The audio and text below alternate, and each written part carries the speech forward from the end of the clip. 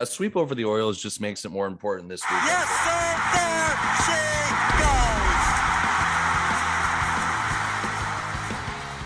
Hello and welcome to episode 149 of Section 138. I'm your host, Mark Colley, as always, joined by Bryson and Jacob. How are you guys? Doing good, Mark. I think it's the first time in almost 6 weeks the Jays win a series. They get 2 out of 3 from Detroit, and now all of a sudden they come home. Got a big homestand. They got Baltimore for a big series as well coming up this week. Things are looking a little bit better for the Jays right now. Yeah, just about 3 weeks since the last series win against Boston. And of course, we all remember the dramatic endings to those games. And then they go on the road trip to LA, to Seattle, and to Washington, and it all falls apart. Finally, Blue Jays seem to be getting a little bit of their mojo back, or getting at least a little bit lucky with a couple one-run wins, an extra inning win. Jacob, how are you? You know what? When you're getting starting pitching like we're getting, I honestly, I'm as happy as any Blue Jay fan. And one thing I'm noticing is the weather is for some reason starting to get a little bit cooler. It's been up and down, and so is the Blue Jays offense. It's kind of cooling down. Sometimes it gets the job done, but you know what? I think the highlight of this team right now is its extremely deep starting rotation, and I think it was very pleasant to watch them in Detroit this weekend. Yeah, you got three guys this weekend in Steven Matz, Alek Manoah, and Jose Barrios.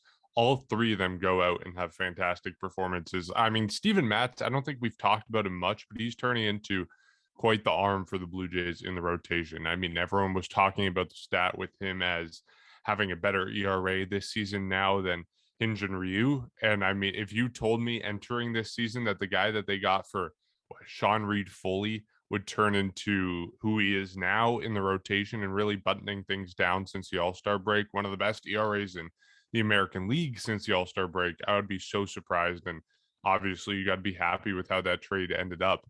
But I want to talk about Jose Barrios because obviously entering this week against the Tigers, there were concerns about his pitching abilities and maybe some changes that had happened over the season and since he had been traded from Minnesota to the Blue Jays, because he had a couple rough starts. He gave up the 4 runs in that start against Chicago that all three of us were at.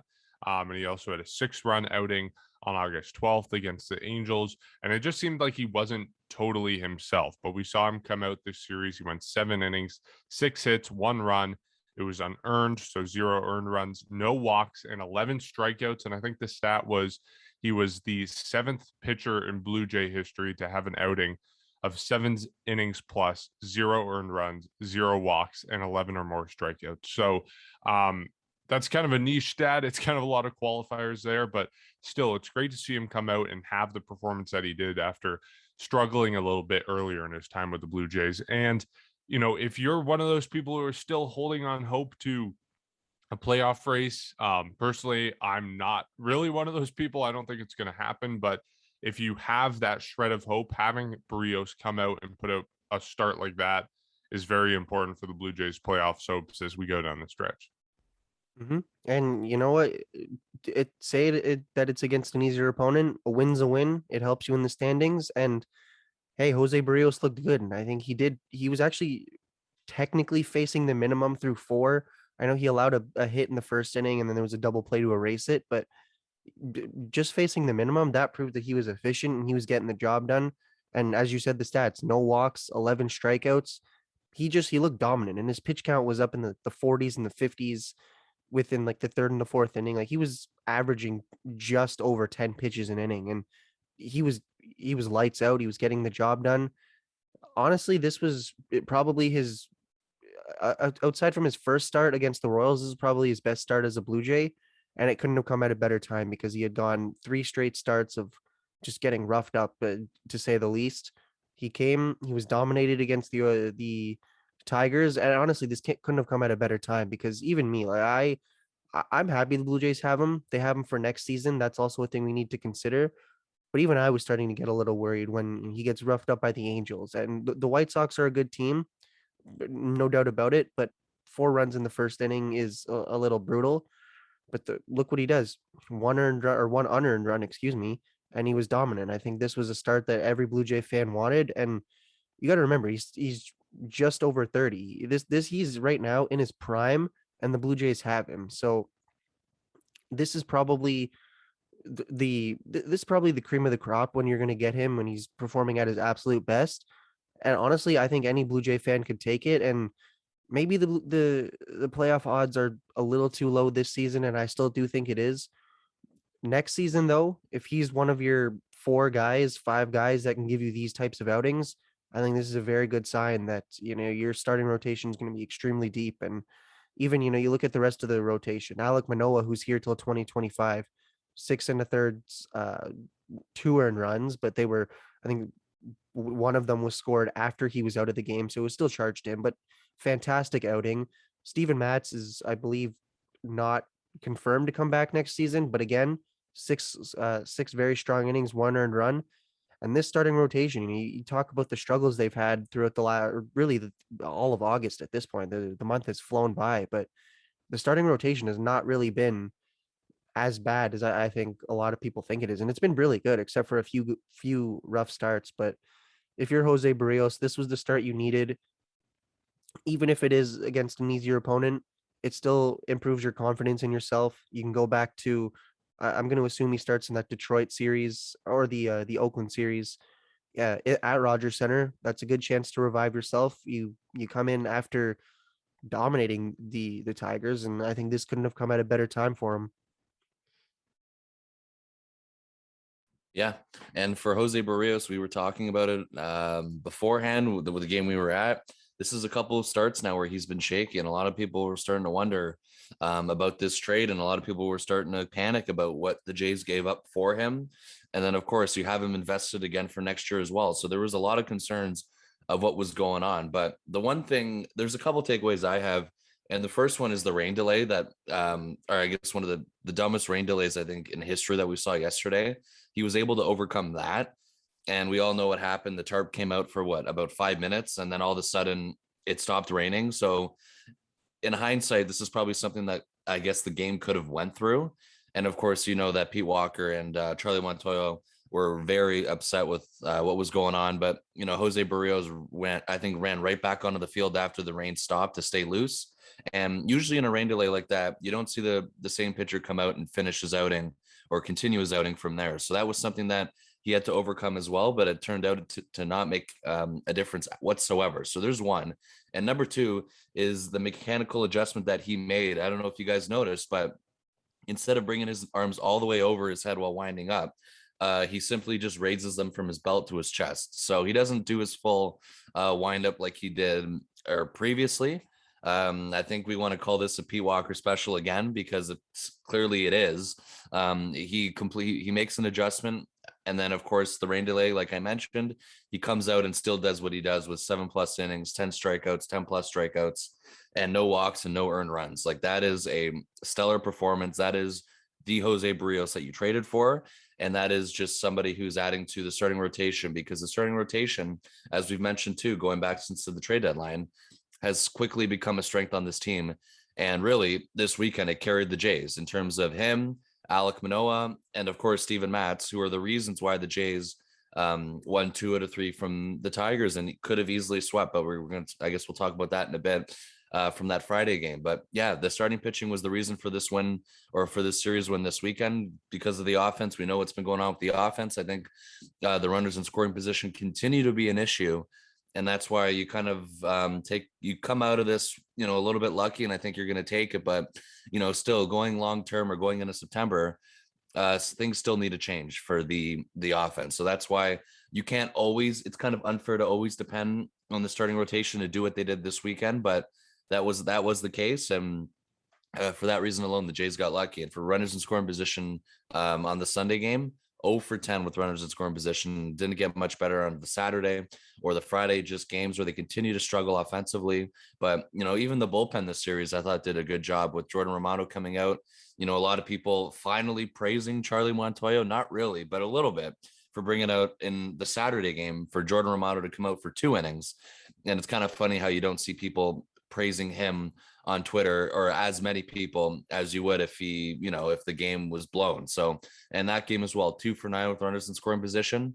And then, overall, the offense is still an issue, but the starts that you had this weekend made it doable.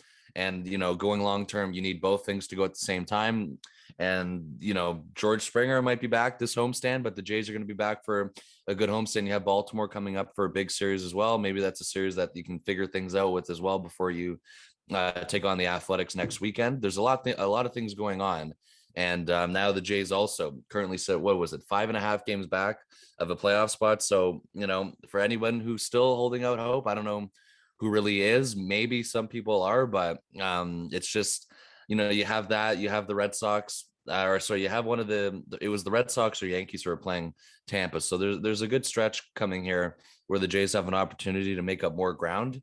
And we're going to see if they end up doing that. But, this is an opportunity here for them to finally go on a run that we've been talking about for pretty much all season, a huge run.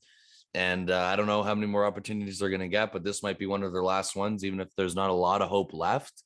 But for Jose Barrios, what an outstanding start on the Sunday. And overall this weekend for Steven Matz, quickly becoming a solid 5-starter in this rotation. I mean, if he continues to pitch like this, if there's room for him next year in the rotation to come back as a 5th starter, I'm not opposed to it whatsoever. I don't know what you guys think about that, but I definitely wouldn't be opposed to him coming back next year as a 5th starter again. But we'll see what happens from there. And you hope that going into September as well, all these guys continue to be dominant, and Jose Barrios especially, because knowing with the price that you gave up for him and the commitment that you gave to him next year, you need him to be on, and you need him to be on for this team to succeed, as well as someone like Alek Manoah, Steven Matz, and of course, Hyun-Jin Ryu, the rest of the guys in the rotation. Yeah, I think you'd be insane to not try to get Steven Matz back. And we obviously talked about Robbie Ray and Marcus Semien and all those guys, but Steven Matz is a guy who's been sneakily solid for the Blue Jays over the course of the season. And, maybe you can get him for a little bit less. Maybe he signs back for a type of deal that Robbie Ray took last offseason, kind of like a 1-year, $10 million deal. Maybe he takes a little bit more just because of how well he's pitched over the last few months, but still, it's a good bargain deal for the Blue Jays for a guy that probably enjoys being here. I know we say this all the time about pitchers, and they're not that likely to take a so-called hometown discount, but guys like Robbie Ray, guys like Steven Matz, who have really figured it out in Toronto. I'm not sure how comfortable they'll be leaving that magic potion that is Pete Walker and testing their hand in another market. So we'll see how that goes. But yeah, the offense is still obviously a huge problem for the Blue Jays. And as encouraging as this series may have been, and seeing them finally get a series win for the first time in a little bit, the underlying concerns with the offense are still the same that we talked about last podcast, because you have the Blue Jays going 0-7 with runners in scoring position yesterday in that game, and they left 9 on base, and they're 3 for 24, 26 left on base for the entire series. So not quite as bad as the 1 for 31 that we saw a couple series ago, but still just very, very bad numbers from the Blue Jays. And if you're hoping for them to make a run, which we'll talk more fully about later, they can't be doing this consistently. They can't be going 3 for 24 and leaving 26 guys on base over the course of a series, especially when it's a series that comes against a team like the Detroit Tigers. Like, the Tigers aren't a bad team. We've talked about this before. They have a very good record since the start of May, but you can't be going, 3 for 24 in a series against them if you hope to take series that you play against the Rays, against the Yankees, against Oakland. So those are the numbers that are concerning me, and how, it kind of puts a damper on this weekend. And another stat that comes up is that if you take out the 7-run outburst that the Blue Jays scored against the White Sox on Thursday, the Blue Jays have scored just 20 runs in their last 9 games, and they're hitting 107 with runners in scoring position. Over that span, they're lucky enough to be 5-4, but still 20 runs over a 9-game span for a team like the Blue Jays, that's supposed to be one of the best offenses in baseball. That's got to cause you some concern. And I don't know what it's going to take to get out of this funk. We see that Dante Bichette is now back with the team, so maybe that does some magic for the Blue Jays. He joined them in Detroit, and he's going to be traveling with them over the course of the season and heading back home with them in Toronto as well. So maybe you hope for that to have some impact on this offense. And we saw what it did last season, and maybe magic can strike again there. But something's got to change, because as it stands now, as optimistic as you can be about the Blue Jays, and like I said, I'm sure there's some people out there who are clinging on to hope for this season. Not us three, but it's mathematically possible, and you can envision a scenario where it happens. There's no scenario where the Blue Jays keep up the offense as they have right now and still make the postseason. You got to have the offense clicking if you want to beat the big guys in the AL East and the American League, whether it's Oakland, whether it's the Yankees, whether it's the Red Sox, whether it's the Rays. So that's where I stand on this season, where this offense is. But how do you guys look at the offense, especially coming off a series like this? I'll be honest, even though they did win the series, it was awful to watch. And you see, they had a bases loaded opportunity in the Sunday game, 0 runs out of that. And the 2 games they won, 3-2 and 2-1. They lost 2-1 in the first game. Literally 1 home run or 1 run from the Tigers in any of those games means you're done. Like, it was tied in the second game. It was tied in the ninth. The Blue Jays won in extra innings, and I think actually the Tigers had a man on second or something at that point, and they were able to get out of a jam. But point is this offense, you cannot rely on elite level pitching, starting pitching and relief pitching if you want to win games, especially when you plan on partially relying on your offense. So something has to change. We're recording this very early on Monday morning, so maybe as the day goes on, we'll get news about George Springer. That's obviously a huge addition to the lineup. He'll be leading off. Maybe that puts Bichette a little bit down in the order, or it will for sure. But maybe that's the spark it needs. I mean, you look at it. It's been pretty cold kind of all month, but primarily since he went on the IL. I'm not saying that he's a magic fix. I'm just saying he's another option, and he's a silver slugger. He's an elite hitter. Maybe that's all they need. I mean, when the guy at the top of your order can hit home runs, can get on base, can do everything, easily could improve the mojo of the team. But as of right now, it's pretty bad. And I mean, it's these close games are entertaining. I mean, I'm not saying they're not entertaining. I'm just saying there's only so much entertainment that you can get out of a 2-1 game, especially considering that how shaky this bullpen can be. And frankly, it needs to be better. So hopefully we see George Springer comes back. And I mean, I say that as if that's going to completely turn this thing around, give it a 180. But even without him, I still think the offense could turn things around. Yes, you're coming home. You got Baltimore. I think their starting pitcher, whose name is escaping me, has a 7.80 ERA or something, or one of the guys. Like, the ERAs of the starting pitchers are pretty high. Maybe that's a sign of things to come for the Blue Jays, but all I can hope for is that they are able. I think we're just asking for the bare minimum, score like 2 or 3 runs a game at this point. So hopefully coming home, they have a shot. It's very small. I don't think that they're going to make the playoffs, but at least, you know what, if there's a mathematical chance, then I'm not counting them out 100%. So if you're the Blue Jays, you come home, maybe you get your all-star center fielder back. Hopefully that's able to turn this offense around, because the top of the order, as I said in the last episode, it was awful this series. Simeon, or not necessarily Simeon, Teoscar Hernandez 0 for 12 in this series. And I think he was 0 for 12 or something for 12. I think he might have only had 2 hits and 14 at-bats in the White Sox series. That's pretty bad. I mean, especially considering his average was better than Vladimir Guerrero Jr. It was like 312 and Guerrero was 311. It's now under 3. And I mean, a 296 hitter is fantastic, but a 296 hitter who was hitting 300 and now hitting like .50 is definitely a cause for concern. Guerrero, as I mentioned he's actually looked a lot better. He was 2 for 4 in the first game, 1 for 5 in the second game, and then 2 for 4 in the third game. So he's quietly creeping back up. His average is definitely looking a lot better, but a lot of the offense has definitely, it's had its moments. Bichette was 3 for 4 in the third game. Simeon's up and down. He was 1 for 4, 1 for 5, and so he was 3 for 12 or 3 for whatever it was, or 3 for 13 in the series. So it's not great. So guys like that are going to have to turn things around. I'm just, at this point, I think the best thing that we can say is hopefully Springer is able to turn things around for them, because at this point we can't keep saying, they're going to go on the road, or they're going to come home, have an easier opponent, because I think we've been saying that pretty much for the last 3 weeks. So all I can hope for, something miraculous changes, and maybe that miraculous thing is they get their center fielder back or their DH back, because we've heard that Springer's going to primarily sit on the bench and hit pretty much when he comes back. Maybe that's all it takes to change. I'm hoping that's what it takes. Maybe it's see, at this point we're almost lost for words, but yeah, the offense is going to need to change. It's going to need to get a lot better. You can't rely on winning these one-run games. Or a one-run game is, a different thing. Like if you're winning 6-5, that's different. But if you're winning 2-1, you're just barely getting by, and that's not realistic to expect out of any team, really, and especially in the playoffs when you're facing good starting pitching, you're against good offenses.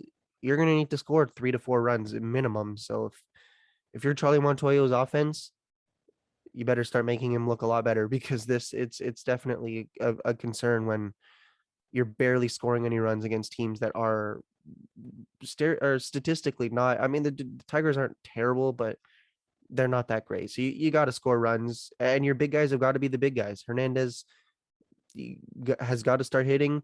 Guerrero, I'll give him a pass for this series because he was good, but Simeon, Bichette, Dickerson is the same thing. He was pretty good. 1 for 4, 3 for. He got one of the games off, but then he was still hitting in this series. But other guys, they're gonna have to turn things around if the offense is gonna want to look anything like what it looked like a couple of weeks ago, and primarily in that first homestand of August, because I think that was probably the all-time high for this Blue Jays team, and then it somehow went to an all-time low. But I'm just saying, things can turn around, but it's gonna have to start from your guys that are really your all-stars. Yeah, see, I think it's gotten this bad where this is gonna take it's gonna be a process, I think, where there's building blocks, and I don't know how long it takes, but I don't expect this to kind of boil over and last, all of a sudden end within one game. Like this, it's gotten pretty bad, and each time you look at what the numbers, like, it's kind of hard to understand how bad it's gotten or why it's gotten this bad. It doesn't make any sense to me. It really doesn't. I don't know what it is. We know that they can get on base, like when the bases are empty, like they can get base hits, but when there's runners on, it's just a completely different story. I mean, you look at an example from yesterday, the bases were loaded with nobody out. How do you come away with 0 runs? Like, I'm sorry, like it doesn't make any sense. Like you can even ground into a double play and you can get a run in. Like they just had no like excuse, and for some reason nobody came home. Like when you're slumping that bad, and when you're things are happening that badly, like it's hard to understand how it's gotten to this point. So this is something that maybe George Springer leading off is going to help him, but the one thing I worry about is because with Springer being out the last couple of weeks or the last week or two, like I don't think anybody really is, for him to pick up where he left off. We know that he's going to have to get his timing back and kind of get settled in. Most likely, or most cases, that's the way it happens. But the problem is that no one's hitting right now, and he's kind of thrown right back into the fire. It's not like he's got help right now in terms of other people, hitting. Like you really don't at the top of the order. We know the top of the order has been a problem. Really, besides a few people, the entire lineup's been an issue. The bottom of the order has been a problem. And if you want to kind of highlight anything, it's really the middle of the order where everything's coming from right now. We've mentioned Corey Dickerson last podcast, and now we're doing it again this one. He's got an OPS over 1,000 over the last week. I mean, he's been leading the way. He's got an on-base percentage of 400. And the one guy we haven't mentioned yet, Mark, I know you kind of did a couple of weeks ago. We just didn't really get a chance to because of the collapses. He was kind of in the shadows of it. But Kevin Smith, I mean, he's had a good week as well. I mean, he an on-base percentage over 417 and slugging percentage of 556, a 972 OPS over his last 5 games. And look what he did yesterday. It's his first career home run, something that you was long overdue after he got it first one robbed. I think it was on the Friday. And after looking at the stats, I believe it would have been a home run in 24 or 25 other MLB ballparks. So he's had some bad luck with that. He finally gets over the hump. He finally gets his first home run. And really, he's quietly been doing good as well over these past 5 games. It's something you'll have to see. Alejandro Kirk, moves up to the cleanup spot for the first time this season over the course of the weekend. He hits a home run as well, a 935 OPS over the last 6 games. He's another one who's been raking. And of course, Vladimir Guerrero Jr., who seems to be on the other side of this slump, which is great news, because that's something that, I mean, if you want to look at the offense right now, struggling the way they have, one thing that's relieving is that Vladimir Guerrero Jr. is kind of showing signs of life here. I know an 812 OPS over the last 7 games, slowly creeping back up. The slugging percentage is still a little bit down, but he's getting on base. He's finding ways to get on base. And Bo Bichette had a good series as well. He's been getting base hits. He got doubles. He got home runs.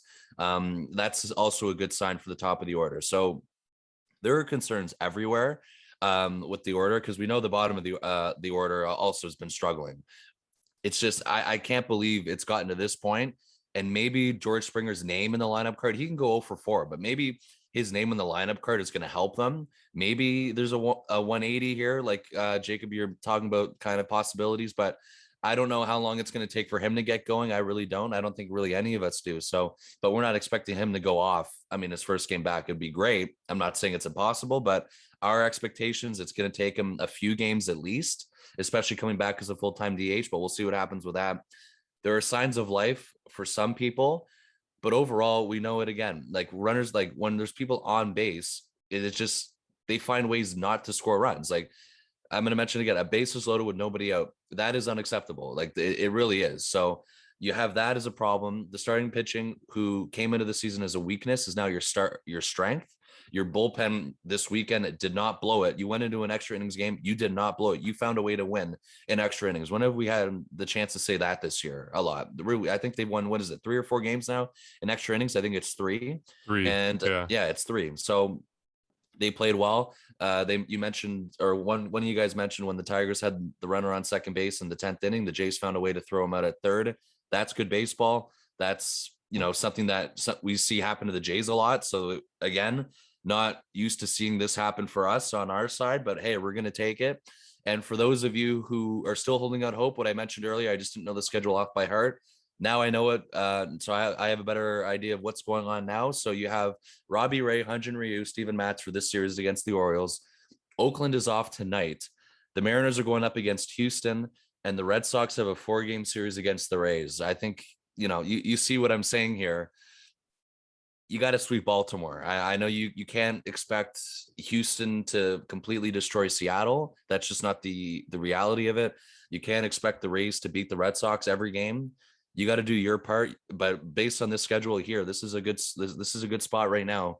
If you take 3 out of 3 from the Orioles, you might be looking at a good situation come Friday. You might be. I'm not saying it's happening for sure, but based on the schedule, you have the advantage. So offense.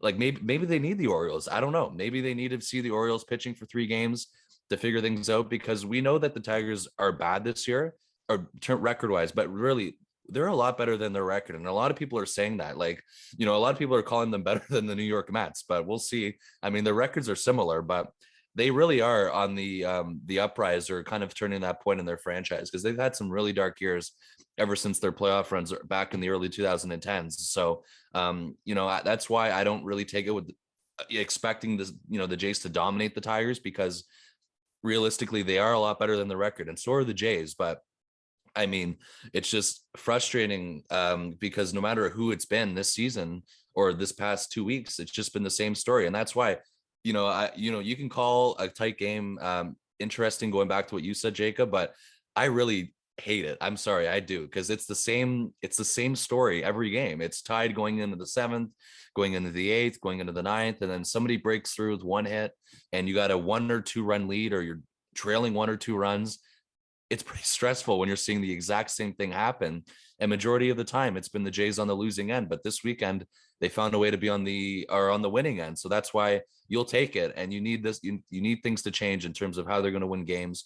I think we're all expecting the offense to eventually wake up, but at this point, I don't know when. And I feel like it's gotten this bad where slowly it's going to get better. So hopefully this is the series where it starts. Yeah, it feels like we've been living in the twilight zone for the past 3 days. Like the Blue Jays winning 1-run games. 2 of these games were 1-run games that they won, which just never happens. And then winning only the 3rd extra inning game this season after being in 12 extra inning games total, I think. So yeah, it just felt like the twilight zone, the amount of games that went the Blue Jays way that normally don't. And of course, the normal strength of the Blue Jays is not the strength of the Blue Jays right now, and the normal weakness of the Blue Jays is not the weakness. So it was just a twilight zone all weekend. But yeah, Bryson, you laid it out. The situation for the Blue Jays to make a run here, for those who are holding on hope, is you take 2 of 3, if not 3 of 3 from the Orioles. The Rays roll over the Red Sox. Oakland has that off day, but they struggle. And Houston does well against Seattle. Like, it's not outlandish. If you were playing the odds on all of these series, you would bet on all these things happening. The Rays are a better team than the Red Sox. The Astros are a better team than the Mariners. The Blue Jays are a better team than the Orioles. You would bet on these things happening if you were betting on these games. It's just a question of whether the Blue Jays do that. So the execution here is key, but that's the situation for the Blue Jays to get back in this race. If they sweep the Orioles, maybe they pick up 2 games in the race, right? If you hope for the best case scenario from those other series, maybe then at the end of this Baltimore series, you're 3.5 games back. And that's a lot more doable than 5.5 back. So, you can see where I'm going with this, but it's possible. And I think that's the shred of hope that people are holding on to. I don't think it's going to happen. I think you look at how this team has performed over the last week, 2 weeks, 3 weeks. Like, I don't see any reason to believe why this offense is going to all of a sudden turn it around. You can be encouraged about the individual performances, about Bichette finally heating up, Vladdy getting out of his slump a little bit. Lourdes Gurriel Jr. in the bottom part of the lineup has been putting up good numbers. Corey Dickerson as well. All those guys we mentioned. You can be encouraged about those guys, but at the same time, they just aren't able to come through in the big moments. So I don't think they're going to turn it around all of a sudden, and I don't really have faith in them doing what they need to do against an easy opponent but like Baltimore. And we've seen what happens whenever the Blue Jays win. It seems like other teams win, and whenever they lose, it seems like other teams lose. So I don't know why that luck would change in this series. So I'm still not confident it's going to happen. Again, there's a shred of hope, but I don't think it will happen. Where do you guys stand on the likelihood of the Blue Jays perhaps running the table in this upcoming series and getting some good luck in terms of the Red Sox and Athletics and Mariners losing? See, if there's one thing that being a Toronto sports fan has taught me, it is never make many bets, but because things go all over the place. But if you're the Blue Jays, the one thing that you can worry about is if you win against the Orioles or beating the Orioles. And I think it's realistic. I mean, I will say I'm a bit nervous to see Hyunjin Ryu start. I haven't said that probably ever since he's come to the Blue Jays. His ERA is creeping up close to 4 now. I'm a little nervous about that, but considering that Steven Matz and Robbie Ray are starting, I think that's you have a legitimate shot to win those games. And we've obviously we saw his 14 strikeout performance. Robbie Ray was fantastic. Steven Matz has been really good since the All-Star breaks. And I mean, with Robbie Ray, that performance, that's not a one-off. That's one of, what is it, 30 or 25 fantastic starts this season. So I think they have a shot at winning. I'll be completely honest. That's the only thing that they can focus on. The one thing they need is a lot better offense. Maybe that offense comes from Springer. Not going to say that that's a saving grace, but I think it's a legitimate chance that he comes back and he helps them. Even if he doesn't, I still think that the offense could turn things around. But the problem is you're also hoping that other teams lose. Now, I will say it's probably really reasonable to expect a game or two out of that the Red Sox will lose. The rest of the teams, honestly, I think it's a gamble. If you're the Blue Jays and you're Blue Jays fans, all you can really do is focus on winning. And if they win, great. Maybe they pick up a game. If they lose, maybe they lose a game. That's I think the only thing that we can focus on. So I know scoreboard watching is fun, but I think the only thing that the Blue Jays can do is focus on their own scoreboard, because at this point, it doesn't matter if you win or lose. You have to, well, I mean, it does obviously, but you also need other teams to win and lose. So, or to primarily to lose. So it's definitely tough. I mean, it's not the odds of one team winning. It's the odds of one team winning multiplied by the odds of teams losing, or like 3 or 4 teams losing. So it's going to be tough. A lot of things, and I mean, a lot of things have to go right, but all you can really focus on if you're Charlie Montoyo, you're the Blue Jays, get some games against the Orioles. You got to take 2 of 3. I think that's a guarantee. A sweep is probably the best chance that they have, or the would be the absolute best case scenario. Other than that, I think it's all they can really do is focus on that, because then they have Oakland. That'll be a very good series. Not as confident in that one. I mean, 2 of 3 would be great, but you're probably expecting maybe 1 of 3, depending on how the games go. So going into that, you got to beat this team. We've been saying this all month. You've got to beat the bad teams. They obviously didn't do that after they left Toronto at the beginning of August. Now that it's a different scenario now, but they still have that opportunity. Take games from these teams that you should take games from, and then we'll see where things go from there.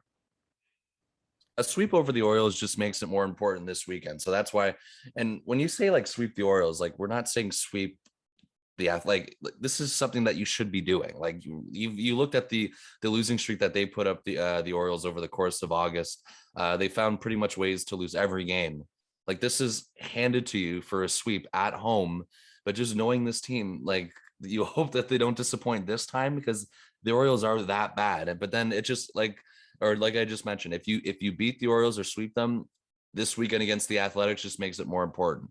And if everything goes well this week, we could be at a completely different spot next week when we're talking. So, or the Jays could not make up any ground, but that, going back to what Mark was saying, you don't know if it's going to happen, or you're not confident that it will. That's perfectly fair, and I'm not expecting so much either. But I mean, if you want to do it, that's how you do it. You take out the Orioles for 3, and you take 2 of 3 from the Athletics, because that's what you have to do. You can't lose the series to the Athletics either, looking ahead. But I don't know how much until the Red Sox really fall off. I know they've been kind of holding their ground a bit over the last couple of weeks. I know the Jays did get a game on them after Cleveland beat them yesterday, so there's something for that. But and of course, you still have the Mariners, who are ahead, but they have a series against the Astros coming up, which was mentioned before. So you hope that the Astros can take them out as well. Maybe the Jays, this is the opportunity for the Jays to kind of pass them once again and just chase the Athletics and Red Sox, but nothing's really guaranteed. So that's really what you need to do for that. You need pretty much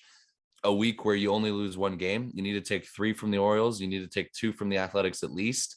And then of course you hope other teams, the teams that you need to lose, you hope that they lose, but you can't always depend on that to happen. We've talked about that before. So that's why you need to focus on yourself, which is the Jays. You take out the Orioles, and really there's no excuse for this not to happen. But I mean, we know how this team's disappointed us before, and that's why I used to say they won't do it again. As much as I don't want to be negative, it's just been kind of reality this year with this team. And no matter if it's the bullpen, if it's the offense who's been struggling recently. Yeah, that's pretty much where you look at it from now. You have reinforcements, you have George Springer. I know you have reinforcements potentially in the bullpen. Julian Merriweather's throwing out in AAA Buffalo right now. You have Nate Pearson, who's still there. You have other people who are on their way back. So, I mean, maybe that's going to help the bullpen too, give Charlie Montoyo more options. And we'll see what happens from there. But I don't know how much I'm expecting, because this is the problem too. This team sucks me in. Like, they make me believe, and then they just only for me to get even more disappointed. That's why I'm worried, because I know, knowing me, knowing me, what happens this week, if they sweep the Orioles and then we're talking Thursday, like, I'm worried that I'm going to be like so positive and so confident that they have it, only to be disappointed by the Athletics this coming weekend. So that's why I got to stand put and pretty much not believe it until I see it. That's the problem with this team. That's why it always gets me, and it always fools me. So that's why I'm hoping I don't feel this way coming Thursday or Friday, even if they sweep the Orioles. But I am expecting for a sweep. I mean, the offense has to figure something out against the Orioles. They have to. That's why that's why. And if they don't, I'm completely out of answers. But it's got to happen this series here. Yeah, I'm right there with you. Every time after they lose a game, I'm like, the season is over. But then after 24 hours pass and the Blue Jays are back playing again, somehow, for some reason, I'm watching again, and they just suck you back in. They always find a way to suck you back in. But hopefully the Blue Jays can do the thing this weekend and this week against the Orioles, and they can put up the numbers that they need to get back into the race. The last thing to mention is just Friday's game. That was just brutal. Giving up the lead, and the 1-run lead, and losing a 1-run game on a inside the park homer. And I hate to use this word, but it was a rookie mistake by Josh Palacio. Shouldn't have dove for that ball. We all know the dimensions of Comerica Park and how, if a ball gets past you, you're pretty much screwed. And that's pretty much what happened with Josh Palacios. And we can also harp on Corey Dickerson for not making a good throw to the cutoff man in that situation. Basically allowed, I forget the name of the guy who scored it, the number 9 hitter, allowed him to come all the way around and score on that hit. So that's obviously disappointing. I don't want to harp on it too much. He shouldn't be playing in a playoff race. Like, this is a guy that I don't think he's got it enough. He's not all the way developed and in a situation to be playing in a playoff race. And I think this is one of the weaknesses of the Blue Jays right now. They don't have that depth. They're not a team like the Dodgers who have that depth, the Yankees who are getting lucky enough with guys being healthy. They're a team that is having to rely on, as much as we love them, people like Kevin Smith and Josh Palacios and Breivik Valera in do or die situations in August, almost September. So I don't blame him for that. Like, yes, it's a mistake he made, but ideally he's not in that situation in the first place. But anyways, we'll leave it at that. Thank you to everyone who tuned in to this episode.